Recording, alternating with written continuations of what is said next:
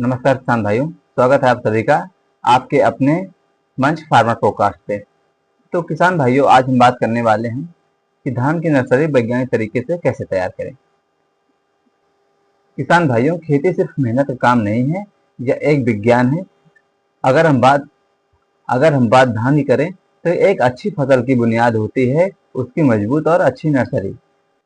किसान भाइयों, आपकी नर्सरी मजबूत है तो आपने आधी जंग जीत ली है। तो आज हम बात करेंगे इसी टॉपिक पे कि धान की नर्सरी वैज्ञानिक तरीके से कैसे तैयार करें, जो आपकी फसल की पैदावार को एक नई ऊंचाई पे ले जाएगी। किसान भाइयों, सबसे पहले आपको ये जानना जरूरी है कि नर्सरी पे आपको इतना फोकस क्यों रखना है। वैज्ञानिक मेथड से आपको नर्सरी तैयार करने पे कुछ बेनिफिट्स मिलते हैं, जैसे कि आपको गुड क्वालिटी के हेल्दी प्लांट्स मिलते हैं, और दूसरा कि समय पर हम पौधे का ट्रांसप्लांट कर देते हैं खेतों पे अपने, और उसकी उचित हमें या फिर कह लीजिए अच्छी पैदावार मिलती है। और सबसे बड़ी बात है कि हमारे पौधे जो हैं वो खरपतवार और कीट और रोगों से मुक्त होते हैं। किसान भाइयों, अब बात करते हैं खेत की तैयारी की। सबसे पहली बात कि हमें कौन सी मृदा लेनी चाहिए। किसान भाइयों, हमें चिकनी दोमट या मटियार दोमट या बलुई दोमट मृदा का चुनाव करना चाहिए। ऐसे खेत को चुनना चाहिए जो खेत बराबर हो, जिसमें जल भराव ना होता हो। अगर जल भराव होता भी है तो उस जल भराव को निकालने की उचित व्यवस्था होनी चाहिए।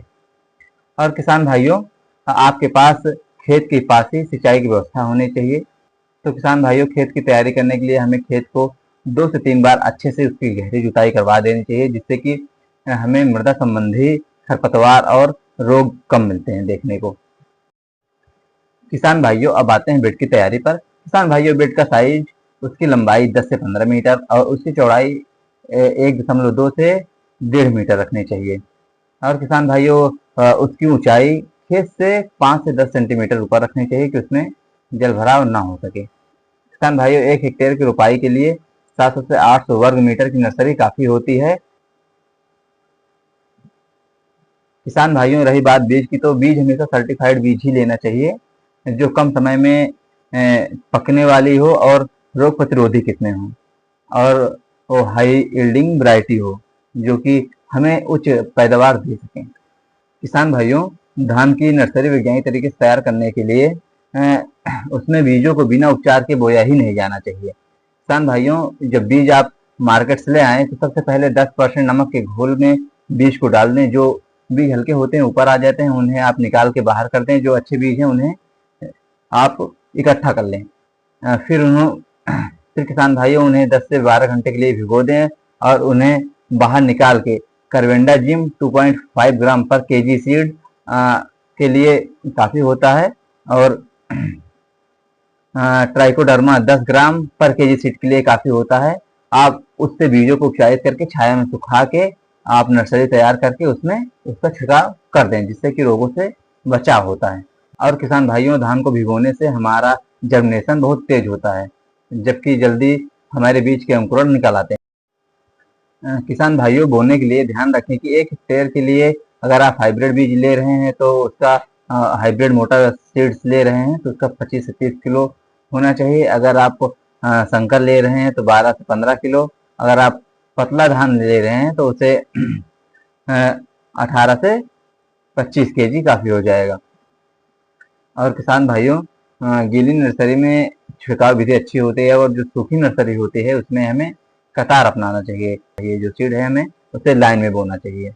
और किसान भाइयों, खाद की बात करें तो बुआई के 7 से 10 दिन बाद 10 से 15 किलो यूरिया देना चाहिए। जड़ों की वृद्धि के लिए 20 से 25 केजी सुपर फास्फेट देना चाहिए, और मजबूती के लिए और पौधों की मजबूती के लिए 10 से 15 किलो पोटास, और खैरा रोग से बचाने के लिए 3 से 4 किलो जिंक सल्फेट का इस्तेमाल करना चाहिए।